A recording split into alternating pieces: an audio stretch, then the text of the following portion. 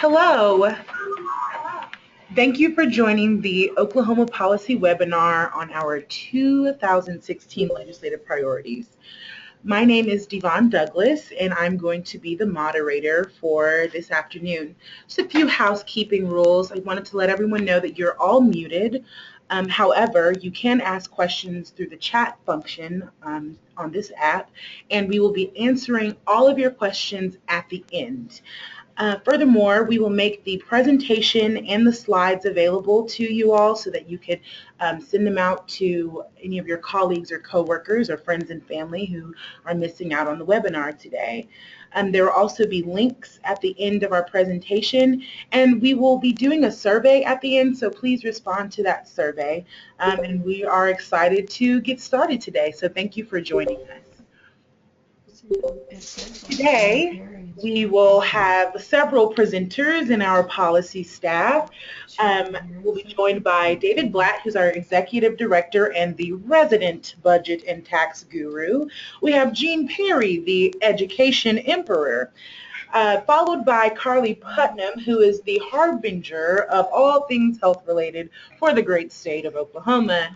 Then next up, we will have the Crown Prince of Criminal Justice, Mr. Ryan Gentzler, the new kid on the block. He will explain how it is criminal for our criminal justice system to continue to run the way that it does. And finally, last and most certainly not least, I will lay out the economic opportunities and barriers that are present in our policy session. So without any further ado, David Blatt, please take it away. All right. Thank you, DeVon. I hope you got a couple of chuckles through the introduction because I'm going to be talking about budget and taxes, and I will no doubt live up to my name as Mr. Doom and Gloom. So I know some of you would have attended our state budget summit or other presentations where I've spoken for 30 minutes or 60 minutes on the budget with 62 or 412 slides. This is going to be a much streamlined, pared down version of this. But before going into some of the legislation, just want to give an overview of our budget situation. And fortunately, we have received the official satellite picture of Oklahoma's budget, which is, there it is. We are in one major hole. So just to run through some of the main numbers, as you will know, the state declared a revenue failure at the end of December. Revenue failure means when current year general revenues fall more than 5% below the certified estimate on which appropriations were based. So there was a first round of cuts in January, but $177 million, 3% cuts. We know now that there's going to be a second round of across-the-board cuts coming up sometime, but the decision was made not to announce that quite yet. We're going to wait on February revenue collections, and the second round of cuts on top of that 177 million will take place sometime over the remaining months of the year. As we look ahead to next year, this is the infamous $1.3 billion figure that you've been hearing about. That means that the legislature has $1.3 billion less in certified revenue for next year than what was initially appropriated in this year's budget. That is due to tax revenues declining, for tax cuts phasing in, and then also there were some $500 million of one-time revenue used out of the special cash and rainy day fund that is also not immediately available for next year. The argument that we've been making is that there are responsible and feasible solutions to the budget crisis, that we cannot just double down on additional cuts and one-time revenue fixes. And we have put out fact sheets and blog posts walking through some of the proposals that we have, some of which will be discussed as we go through. Muted.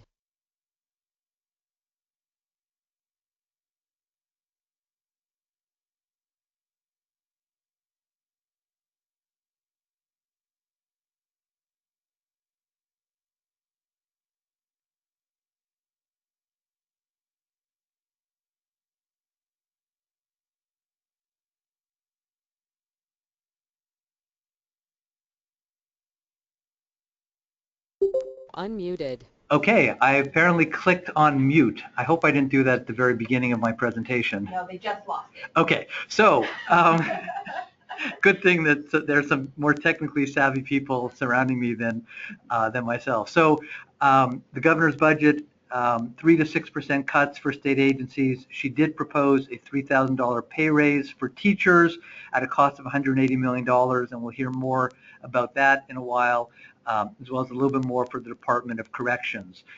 In order to get her budget to balance, and remember this was based on the initial certification of a $900 million hole, now we're at a $1.3 billion hole, there was $910 million in additional revenues. Not going to walk through all of these, but the first two were broadly tax increases. The others had to do with changes in budgeting for the most part. No money from the rainy day fund. So what is going on at the legislature? We're in the third week of session, third week of committee hearings, with one more week to get bills out of committee in the Chamber of Origin. One bill that we are following very closely is Senate Bill 1073. As most of you will know, there was a cut to the top income tax rate from 5.25% to 5% that took place at the beginning of January. When the legislature approved that tax cut 2 years ago, it was stated that we would not have a tax cut if revenues were declining, but they wrote the trigger mechanism so poorly that we ended up in this situation where the tax cut took effect even though revenues were plunging and we faced this cavernous budget shortfall. So Senator Mazie, to his credit, has introduced a bill that would roll back that tax cut and say that it cannot go into effect in a year when a revenue failure has been declared. The bill was supposed to be heard on Tuesday in the Senate Finance Committee. Hundreds of you wrote emails and made phone calls to senators' offices urging them to vote yes on Senate Bill 1073. Unfortunately, there were a couple of issues with the bill that needed to be corrected, so Senator Mazie introduced a committee substitute and laid the bill over for a week. So we hope that you will continue to let members of the Senate Finance Committee initially and then all senators know that you support 1073 as a part of the solution to this budget shortfall. Senator Mazie's bill and also a bill by Senator Ron Sharp also would try to restrict the conditions under which the next phase of the income tax cut, which would take things down from 5 to 4.85%, would take effect. And then on the House side, Representative Inman has legislation that would do the same thing as well. If you go to our website, and we'll have these links at the end, if you look under resources, we have a list of advocacy alerts, and we have one on 1073 that provides information on who the members of the committee are and talking points and so on. Another issue that's getting some attention, the governor proposed it, is to modernize the sales tax. One idea is to broaden the sales tax to include more services. Senator Jolly has a bill that would do that through a sort of peculiar mechanism, not of identifying which services to tax, but delegating to the tax commission to study which services are taxed in other states and then to have those services be taxed in Oklahoma. So he has a bill on that. He also has a bill to study the tax code. Representative Dunnington from Oklahoma City has a bill, House Bill 2925, which relates to trying to expand taxation of online sales so that Oklahoma would be able to collect more tax that is owed from the sales online from Amazon and other retailers by changing the definition of a place of business in the state. So far, that bill has not been heard in the House. Those are all promising ideas. At the same time, there are some threats that we're very concerned about.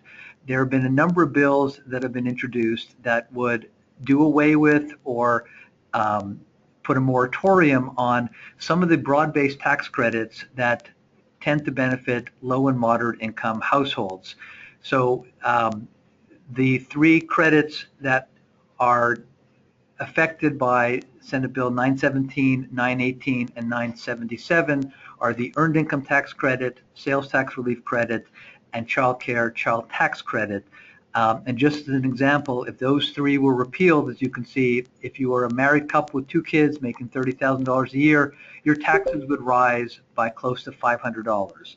So while we need to be looking at various tax incentives, we're going to make the case and hope that many of you will make it along with us that these tax credits are critical for struggling families, and those should not be part of any efforts to fill the budget gap. Finally, what I'll end with is that there are several bills that provide opportunities to improve our budgeting processes. Two that we think have the best language are by Representative Inman and Senator Sparks. There's also several bills, identical language out of the Senate, that would provide for more budget forecasting, revenue forecasting, budget projections. The first of those bills, Senate Bill 1030 by Senator Mazie, was heard and passed out of the Senate Appropriations Committee yesterday. We hope that there will be more and better forecasting so we don't put ourselves in the same situation of making short-term budget and tax decisions which complicate our long-term problems.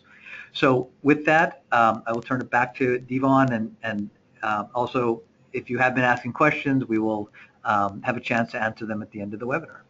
Thank you so much, David.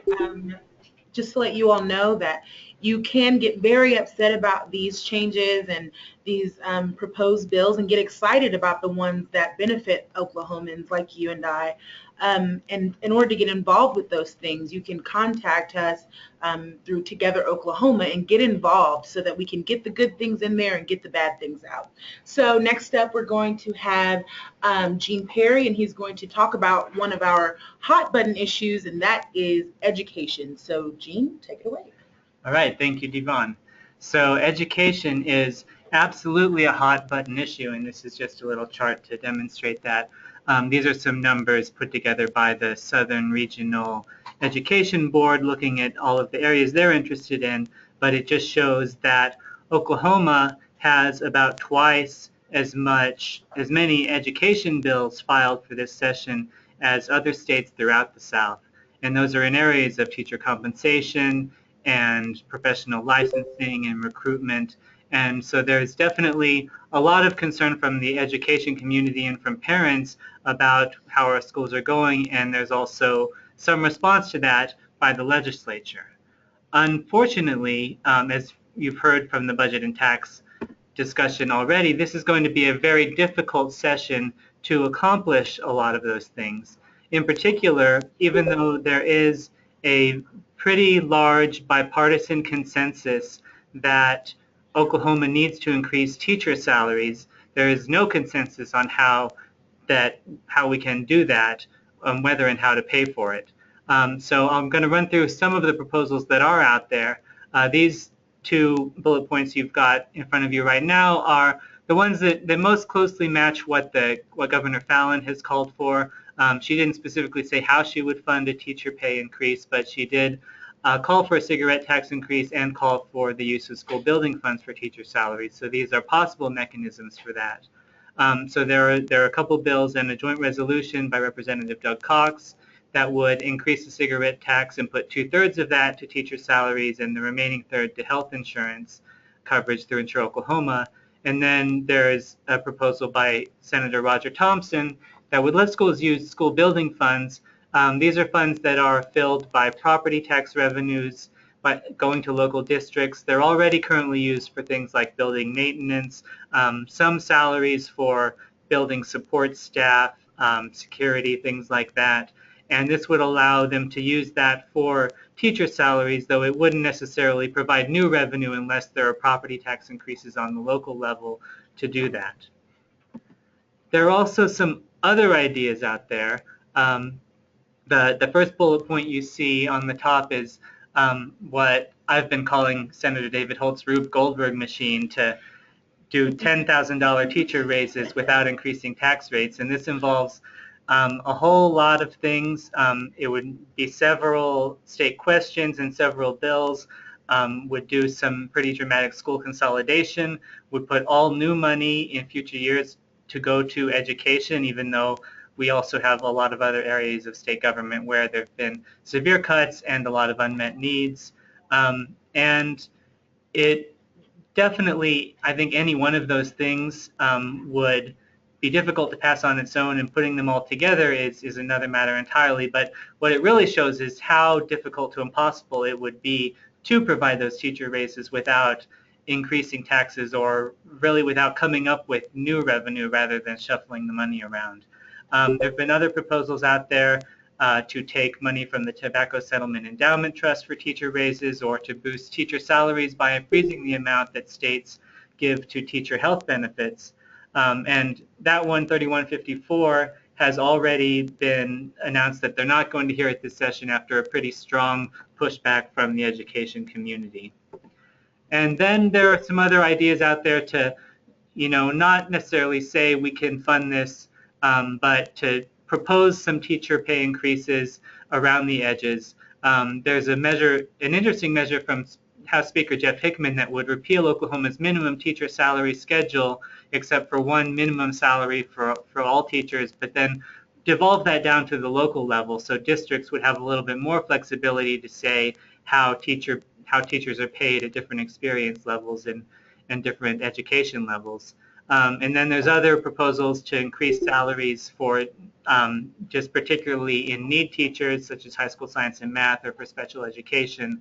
But again, in a year with a $1.3 billion budget hole, the real question is not going to be, do we want to raise teacher salaries, but how we're going to pay for it. And so that really needs to be paired with some of the recommendations that we talked about earlier in this webinar. Another big issue this year is teacher evaluation, and that is dealing with some incoming schedule changes for Oklahoma to start incorporating what's called value-added modeling as part of our teacher evaluations, which means using student test score data and through kind of a complicated formula, trying to figure out how much each teacher contributed to each student's gains in test scores, and tying that to some high-stakes decisions about teacher employment, hiring and firing, and things like that.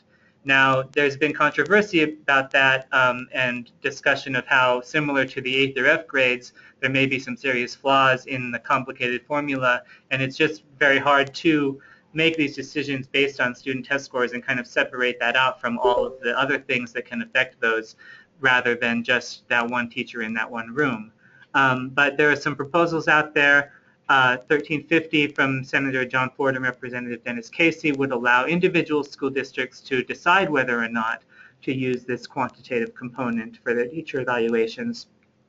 There's another bill by Representative Katie Henke, who would still require us to use them in our evaluations, but allow local districts to make the decision on whether or not to make those high stakes results from the value-added modeling, and then other proposals that would just do away with it entirely. There's also been discussion about school consolidation, though it's telling that the main proposal from the legislature by Representative Lee Denny that would require consolidation of some school districts that only, the dependent school districts, they only have through 8th grade, but that was actually voted down in committee by a pretty large margin. So there does not seem to be the appetite to do significant school consolidation this year, regardless of the budget situation. Though there is a bill from Speaker Hickman who would expand how schools can use some assistance funds that the state has to basically incentivize districts to consolidate their administration. And that has been, over time, gradually reducing the number of school districts we have in the state, and that seems to be the most likely thing to continue, that this is not going to be a big, giant push to do this, but we might, incentivize and gradually over time do it. And then there's another bill by Senator Kyle Loveless who would try to push that a little bit more strongly by requiring consolidation of small school districts whenever a superintendent retires or leaves for another reason. And then there are some bills that we're concerned about that would monkey with Oklahoma's Promise scholarships, basically the tuition assistance we give to students who get good grades and come from lower middle income families. And there are some bills that would require these students to attend community college for the first 2 years, or VOTEC for the first 2 years of their education, or rather than covering the full tuition cost of where they choose to attend, make it a regional average of either community colleges or regional universities. And then there's another bill from Senator Patrick Henderson that would revoke these scholarships for any student convicted of several misdemeanors or any felony.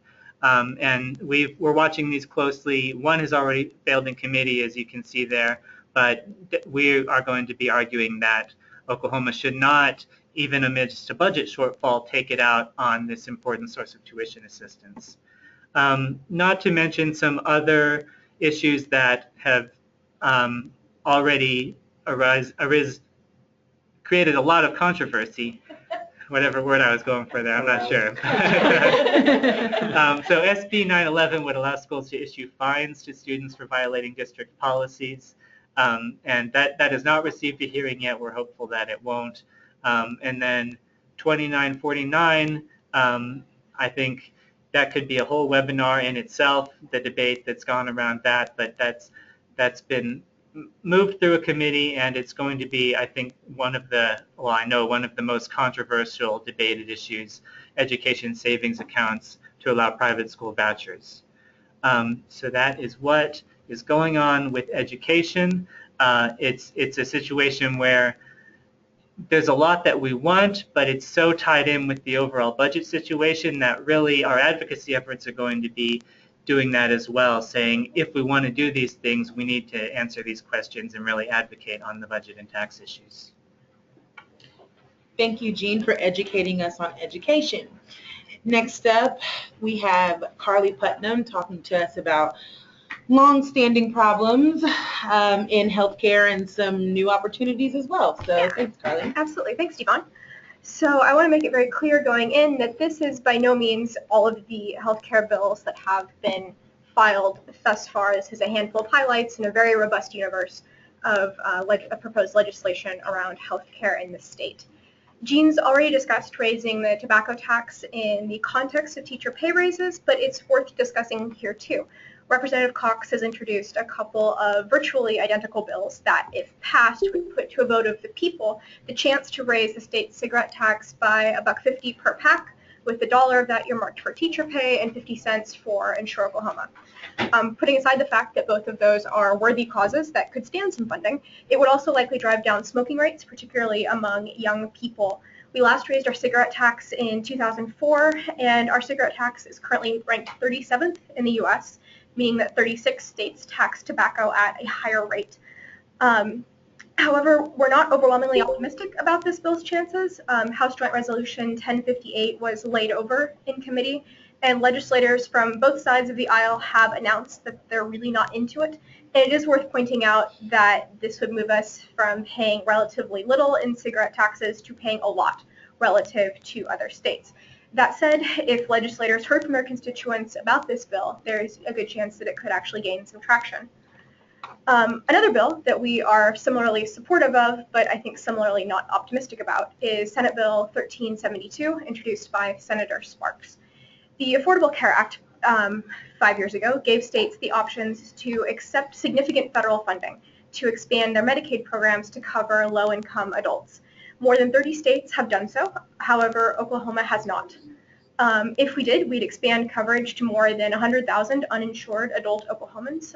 Projections indicate that it would also create thousands of jobs and save the state hundreds of millions of dollars over the next decade. However, the governor and most legislators have made it very clear that they are adamantly opposed to this measure or anything that resembles it. Although this bill may not have a chance, it's worth contacting your legislator to let them know that you think that we should take the opportunity to do some real good for low-income Oklahoma families.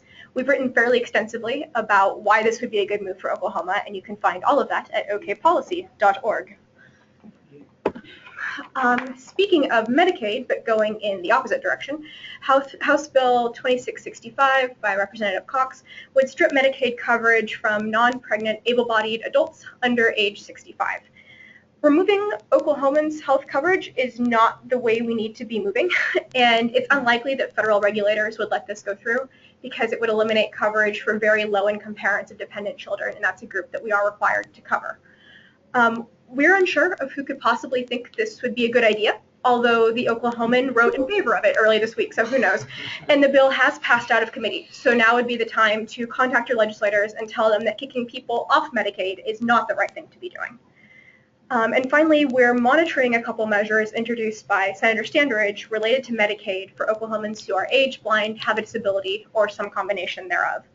Last year, House Bill 1566, which was signed into law by the governor, directed the state's Medicaid agency to explore options for moving the roughly 180,000 Sooner Care members who are age, blind, or have a disability into managed care.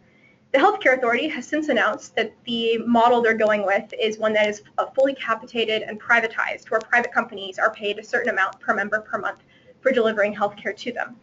In other states, doing this has proved rocky at best for medically frail Medicaid members, and while we appreciate the Healthcare Authority's desire to find savings, we're not convinced that this is the best group to be doing that with. We'll have a post on our blog going into greater detail about this going up, I believe, mid next week. And DeVon, back to you. Thank you, Carly, very much for that. Next, we have a wonderful presentation from Ryan talking about criminal justice and criminal justice reforms. From what I understand, this is not going to be all gloom and doom. So if you're ready for a pick-me-up, here we go. Yeah, that's right. Thank you, DeVon. Yeah, this is probably the one area where we see a whole lot of opportunity and not a lot of threats. So this is probably the one big bright spot in the policy picture this year. So as you probably heard, there's a huge bipartisan push for criminal justice reform, both at the legislative level, which we'll get into, but also by the Oklahomans for Criminal Justice Reform Coalition, which we're a part of, that's pushing for a ballot initiative to take a lot of low-level crimes down from felonies to misdemeanors, and to do a lot of other things. So those, no matter what happens in the legislative session, we still are going to charge forward ahead on that because that goes a lot further than any of these bills do. These bills do some of the same things, and so we are behind them, and a lot of them came from proposals that the governor's office came out with after her steering committee came up with their recommendations over the last year. So the first batch is for sentencing reform for lower level offenses. 2751, these are all authored by Pam Peterson, and she's carrying them for the governor. The first one, 2751, would raise the threshold for felony property theft from $500 to $1,000. This is something that a lot of other states have already done. 37 states have thresholds higher than ours, and our amount hasn't changed since 2001. What this basically means is that you can get a felony on your record for your entire life just for stealing, an iPhone, something as small as that. So we think this is a very reasonable step to take, and it would, and it has already passed out of committee, so we're very hopeful on that one. Next, House Bill 2479 would remove mandatory minimums for drug possession. 2472, which passed committee this week, would allow district attorneys the discretion to charge many nonviolent crimes as a felony or a misdemeanor. That's a power they already have, but we're hoping that if that's codified into law, it would encourage more prosecutors to take those steps and not seek, the mandatory minimum, seek higher sentences for relatively minor crimes. Now, these are all really important steps to take because far too many Oklahomans have had their lives derailed for relatively minor mistakes. But it's important to realize that these measures may not do much for the massive incarceration problem that faces the state, and especially not in the near term. But these are some very good first steps that we are hopeful for. Next, we have civil asset forfeiture reform. Two bills by Senator Loveless, 838 and 1189, would basically end civil asset forfeiture, which is a process that allows law enforcement to seize and keep property they believe is involved in a crime, even if they don't prove that a crime has been committed. So this has led to a lot of stories of police taking large amounts of cash, vehicles, even homes from innocent people, and it's very difficult and expensive to reverse those once it happens. So Senator Lovelace's bills would require that a person be convicted of a criminal offense before their assets are forfeited. It would raise the standard of proof to connect the property to the crime, and then it would direct any of the proceeds from that forfeiture to a fund for drug interdiction, instead of going directly back to the law enforcement agencies that seized the property. And you can see how that would really be easy to abuse if you can basically stop a car, take the cash, not charge the person with a crime, and then keep that money for your own use. You know, there's a pretty clear conflict of interest there. So we're hopeful that that might get a hearing. However, it's been assigned to the Judiciary Committee, which is chaired by Senator Anthony Sykes, and he does not seem very keen on giving these bills a hearing.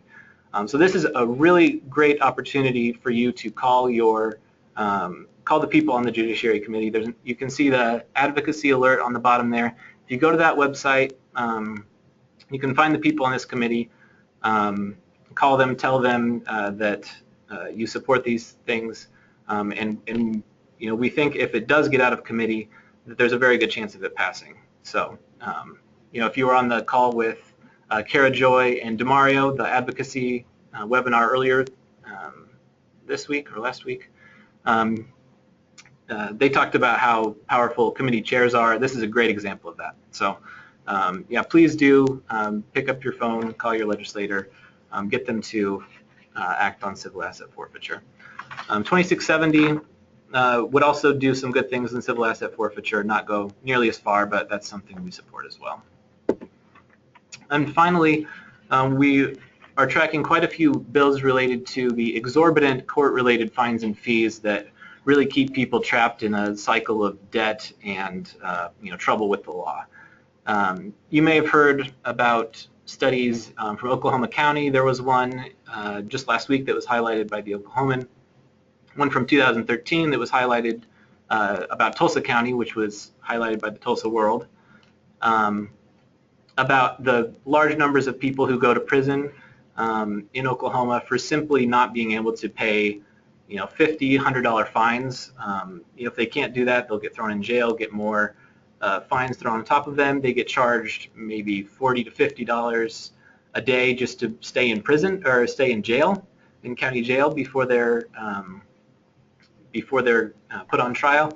So you know, these things can just really add up and really put pressure on people that it's really hard to get out of. So House Bill 2383 and 2960 would address this by simply prohibiting any person from going to jail just because they can't pay their fines or fees. These bills would allow a person to do community service or set up a payment plan, but you know, not go to jail, which can, of course, disrupt a person's life very drastically and just really derail any chance of getting back on the right path.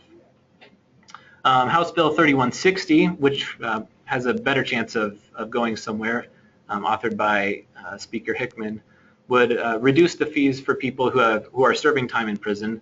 So you know, there are stories of people getting out of prison with $12,000 in fees, you know, from the various things that they've racked up over the years. And you know, if you have $12,000 in debt coming out of prison, you don't have very good job prospects. You know, it's really just a terrible situation to be in. So that would address that. 2474 would allow a person to get a provisional driver's license before all the fines and fees are paid off, which is not allowed right now. Of course, you can see how getting out of prison, you need a driver's license to get to work so you can pay off your fines and fees. But if you can't get your driver's license because you have fines and fees, it's a catch-22. So that would break that cycle as well. And finally, House Bill 3119 would reduce fees for drug courts, allow drug court judges to waive them entirely. And that can be, drug court fees can be anywhere between $80 and $100 a month, which is a whole lot of money for pretty much anyone, but especially someone who's working a low-paying job, trying to deal with their substance abuse issues. So 3119 would really do right by those people who are trying to do right by themselves. So those are the big things we're looking at in criminal justice. Of course, there are a lot of other things out there. We really encourage you to make calls on this area, especially because there is such a strong opportunity for movement in the right direction this session. So I'll throw it back to DeVon.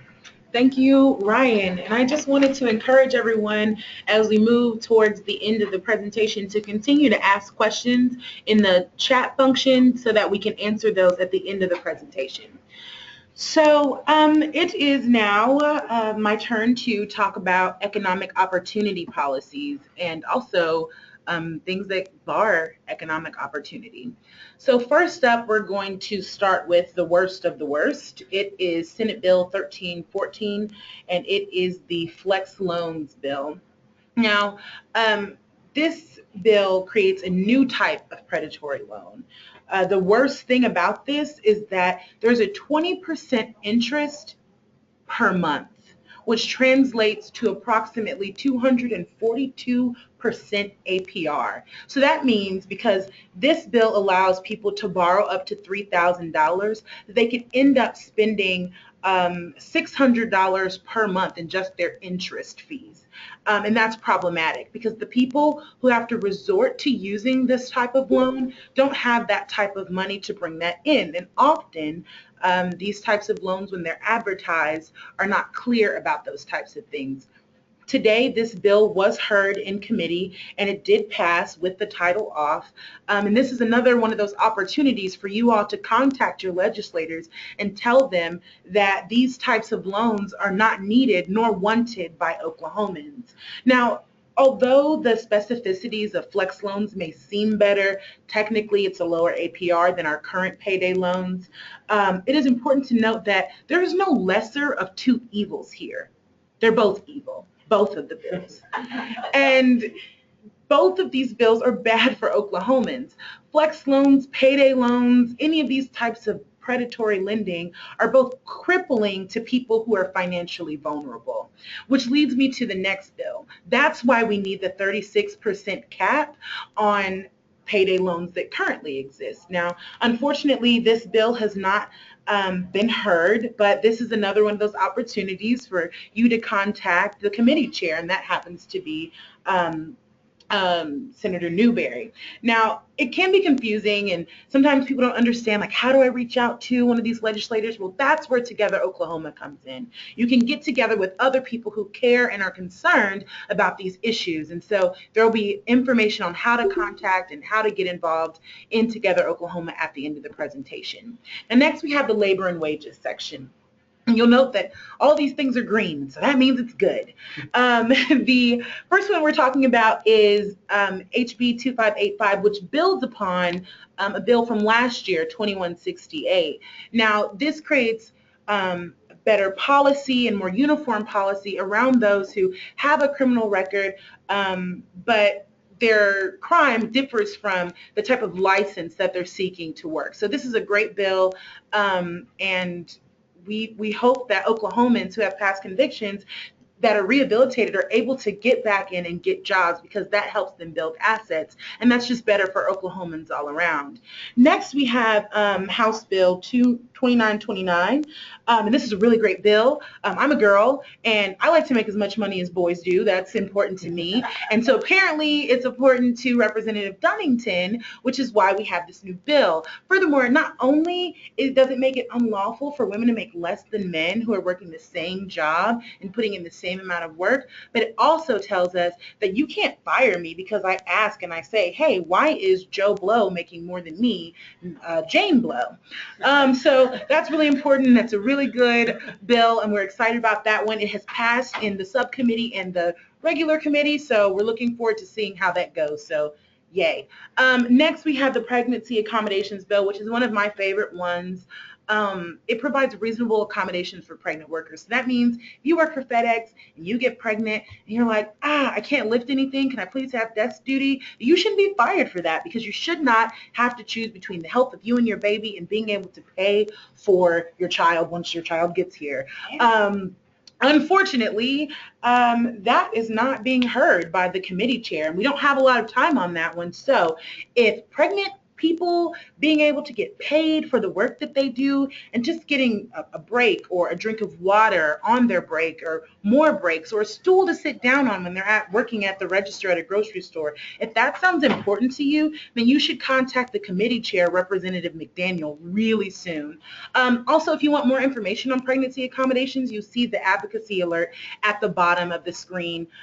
So I'm really excited about that one, and I hope that you all are excited too. Lastly, this is really bad. There was an idea from Senator Thompson to basically kick TANF recipients out of their, or remove their benefits from them for 6 months. But the good news about this is that it has not made any progress, and it looks like it's going to die. So that's really good. So we're ending on a good note about our safety net programs here in the state. Now that we're done talking about each specific area, we have all of this extra information for you all. And if you have any questions, we are going to begin to field those questions at this time. Why don't you read out the questions? All right. Well, we have a question from Patrick Dick. Are sunset clauses on tax credits a common practice? It seems weird when income tax cuts for higher income brackets seem to enter into force despite themselves. David? Okay, that seems like a two-part question. There are frequently sunset clauses on tax credits. It has traditionally been a matter of course for sunset to get extended ad infinitum. There is now, as of last session, the legislature passed legislation creating an incentive review commission, which has its first meeting next week. And that committee is tasked with reviewing all credits over a number of years. And there's a number of bills this session that would sunset bills unless the Incentive Review Commission came up with a recommendation to extend them. So it may be that sunsets will be less of an automatic extension. As far as income tax cuts seeming to enter into force despite themselves, that seems to be where we are. The legislature 2 years ago said they wanted to be responsible. They wanted to only let the income tax cut take effect if we were in a situation where revenues were growing. But they wrote a very weak trigger, and they wrote it very poorly. And we've ended up in a situation where revenues have really gone into the ditch. They're down hundreds of millions of dollars for this year compared to where they were last year, and yet that trigger is still scheduled to take effect. And that's, where Senator Mazie has said, look, this was never what we intended. Let's go back and rethink this, and at least say that this cut from 5.25 to 5% won't take effect in a year where we have a revenue failure having been declared. I think there's no chance of a bill going through that will not include an income tax cut down to 5% and then down to 4.85%, but I think they may write it in a way that's at least a little tighter and a little more sensible, and at least wait until revenues really are recovering before we see that income tax go down. But if anybody's saying that we should no longer cut income taxes, or at least anybody in the majority party, we haven't really heard that. Okay, thank you, David. Next, we have a question from Elizabeth E. Smith. She asks, do you know of any districts who have asked citizens for a bond issue to address teacher pay? Is that a legal use of bonds? Gene? All right, well, I'll take the second question first. No, that is not a legal use for bonds. Schools can do bond issues to fund building projects, infrastructure investments, things like that. And those building funds that we talked about earlier, that there's a proposal to allow some of those funds to be used for teacher pay, that would require a constitutional amendment. And so then that would, for the first time, enable school districts to basically ask for a bond issue, and some of that might go to teacher pay. There's a limit on how much property taxes can be increased in a district to go into those building funds. It's 5 mils if anybody understands property taxes, which most people don't, including myself. But there is a limit, and some districts are at that limit, and other districts are not. So it would allow some local areas to increase their property taxes, but others are already at the cap, and so they're not going to be able to get more revenue out of that. Thank you, Jean. Next, we have a question from Joy. Is there any support for OU's President Boren's proposal for increasing the sales tax in order to support teacher salary increases? This seems to defeat the purpose of increasing the salary of the teachers if they are then asked to pay higher sales taxes from that salary increase. So based on what polling has been done, it does seem like there is a lot of support. I don't remember the exact percentage, but it was in the 60s of Oklahomans who were polled saying that they would support this measure. OK Policy's position on it has been, if we were going to choose a revenue source, this is definitely not the one that we would choose, especially compared to rolling back income tax cuts, for example. But at the same time, the legislature has demonstrated that they're not really going to do anything about funding education. And so it's something that voters are going to have to think seriously about, and there are definitely pluses and minuses to the proposal. Okay, next we have What's there? Oh, does it defeat the purpose of increasing the salary of the teachers if they are then asked to pay higher sales taxes from that salary increase? Sure. We haven't done the exact comparison, but teacher salaries would increase more than they would be paying from the increase in sales taxes, I think, in large part. And it would be sales taxes on everybody, so all of us would be paying a little bit more so that teachers could get a higher salary. Okay. Next, we have a question from Beverly Moore. The question is, will the drug funds be put into the ODMHSAS for substance abuse treatment? And for those of you who do not know, that is the Oklahoma Department of Mental Health and Substance Abuse. So.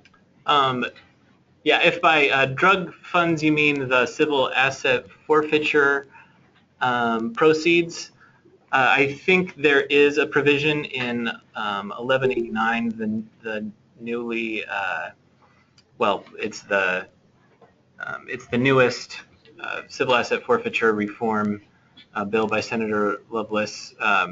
He wants to put some of that money into drug treatment, substance abuse treatment services. If you're talking about the ballot initiative, there are two separate ballot questions. One would take a lot of these drug possession crimes from felonies to misdemeanors, take the savings at the state level from not putting so many people in prison, and giving that to the counties by some as yet undetermined formula, which we're not really sure what that will look like. But in that one as well, there would be money going from the state, savings from the state going back to the counties for substance abuse treatment services as well. Thank you so much, Ryan. The next question is from Elizabeth E. Smith, and she asks, do you find that legislators respond to contacts from people outside their districts? And I know you've heard several voices today, but you have not heard the person who's about to answer this question, and it's Kara Joy, and she is over our outreach and advocacy here at OK Policy, and she's going to answer this next question. Kara Joy? Thank you, DeVon. Hello, everyone. Elizabeth, this is a great question. You know, we find that legislators respond most readily to their constituents, the people that elected them. However, when a legislator is in another position of leadership, when they're in a role as a member of a committee or the chair of a committee, they do have a responsibility to listen to all of the constituents of Oklahoma. And so we advocate, we enthusiastically encourage you to advocate to the legislators who are in positions of authority over any specific bill, whether they're on the committee or whether they are engaged somehow as the committee chair. But again, it is most important that you develop a relationship with your legislators, and that not only do you know who they are, but they know who you are, and they have an idea of what matters to you. And so, as DeVon mentioned earlier, if you'd like to build a team within your districts, you can work with us in the Together Oklahoma Coalition, and we are figuring out how to help everyone take responsibility for their own legislators and to connect with the people that are having a hard time connecting with their legislators and help them find other ways to build power. Thank you, Kara Joy. And that's kind of there's actually a related question that says, are there other organizations to join up with that are advocating for women's issues and the bills that are being discussed? Absolutely. There are a lot of different advocacy organizations that work specifically on women's issues, the Oklahoma Women's Coalition, many others. And I can send you some more specific contacts on that. One thing that we've been talking about this year is specifically because of the budget emergency that we have been divided by issue and conquered as such. And we're really encouraging people to not only organize by issue, but organize by district, because your legislator is more likely to respond to members of your district. You need to find the people in your district who agree with you about all of these issues. And so hopefully we can step toward that. Thank you, Kara Joy. So Michelle Moore asks, the bills reducing felonies to misdemeanors, will previous felony convictions be reduced in addition to future convictions? Well, the bills that I spoke about don't actually change any of the felonies to misdemeanors. They give the district attorney a discretion to choose whether to prosecute a crime as a felony or a misdemeanor. We're not really sure what effect that will have. It will not be retroactive, though, so that won't happen automatically. There are, however, other bills. 2443, I believe, would allow 60 months for sentence modification rather than the current, I believe it's 12 months. So that's another measure that might do some good on that issue. The ballot initiative as well, unfortunately, would not be retroactive. That's something that we really do believe should have been in there, but unfortunately didn't make it into there. But thanks for that question. Okay, now we have a question from Shelley Thomas regarding discriminatory wages. Is there a reporting requirement for employees to be able to assess whether wages are comparable? In the Act as it stands, there is not. The number for the Act is HB 2929, if you'd like to read the actual language of it, but as it stands, there is no reporting requirement for the employers or the employees. And the last question that we have is from B. Nichols. I hope I'm pronouncing your name right. I apologize if I'm not. And this question is, where can I find more information about those House bills, and who can I contact, name and phone number, regarding my opinion? So this is David. So on your screen, we have a menu of options for more information and to take more action. The best way to find bills is through the legislature's homepage, unless you happen to subscribe to a legislative service. But the legislature's homepage is really quite good. You can go to the legislation section. If you know a bill number, you can call it up and you can see what steps it's gone through, the various versions of the bill.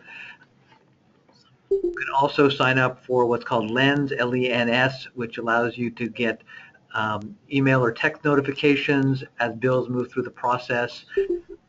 So that's the best way to find information about the bills. And then in terms of contacting your legislators, we have on our website, we have a tab where you can find your legislator. You type in your address or zip code and it'll tell you who your House member and senator are with easy contact information. You can also find that from the legislature's page, and it really is worth, as Kara Joy was saying earlier, being in touch with them often and establishing that relationship.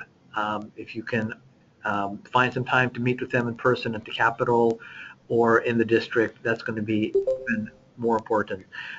See that we have a question here regarding House Bill 2383. It's from Taylor Poison, and this person asks, do you think people will pay these bills with no punishment for not paying them? And the second part of the question is, where is the line drawn? And this is regarding House Bill 2383. Which is? Which is Senator Goodwin's bill. Yes. Yeah, we definitely support 2383. And I don't think it's fair to say that there would be no punishment for not paying them. There are a lot of collateral consequences to getting involved in the justice system, and especially with owing money to the state. The problem is right now that people get into such a hole that they can't make any progress on making any payments at all.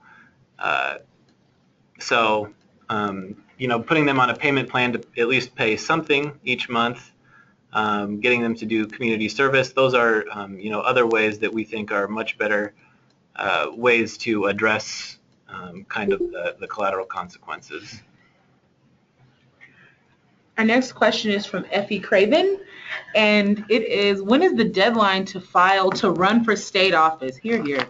Can you talk a bit about the number of legislators terming out? David? Okay, I'm going to answer this, both of them roughly. The deadline is sometime in mid-April to file for the legislature, and I think if you have been on this call and are concerned by the state of affairs or think that you have something to contribute, hope that some of you will consider doing that. I think April 15th might be the deadline, but I may just be getting them mixed up with the tax filing deadline. Sometime in April, and then we would have primaries, I believe, in June and runoffs in August, in advance of the November election. There are a lot of legislators who are reaching their term limits. There are something like 20 in the House and 12 in the Senate who are at the end of their 12-year terms. There's also quite a few legislators who decided not to run again. Representative McCullough from Sapulpa, Representative Scott in Tulsa, several others have made that decision. So, it's certainly harder to challenge an incumbent, but that is certainly an opportunity. But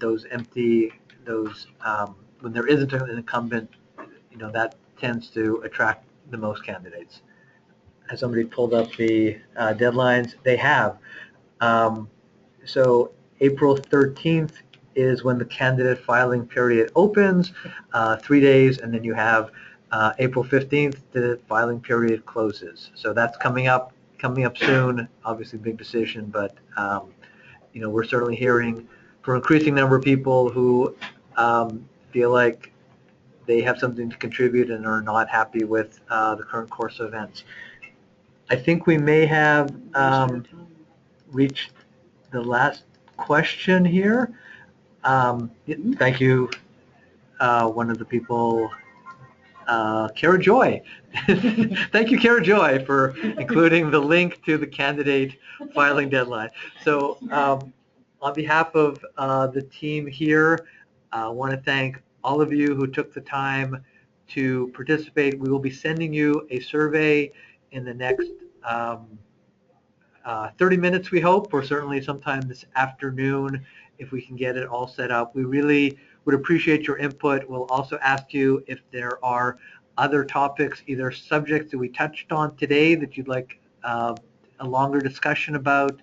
I think one is there's been a recurring theme of a war on poor people that is being waged between new predatory loans, doing away with low-income tax credits, doing away with Medicaid coverage for low-income adults. I think that may be a subject that we want to focus more specifically on and talk about ways to counter some of those narratives that are out there. if you saw yesterday's Oklahoman article, Carly mentioned it, but it was fairly vicious in terms of saying, well, you know, if we lose 100,000 people from Medicaid, no big problem. All the better. Let them go and find a job that may not be out there. So that's one that we may look at. Would love to get your feedback. And we hope that for these issues that are of interest to you, you'll choose a couple, reach out to your House member and senator, reach out to your friends and colleagues, and let folks know what your concerns are. Thank you all for attending, and we'll get the recording and the slides out to you as soon as possible. Have a good day.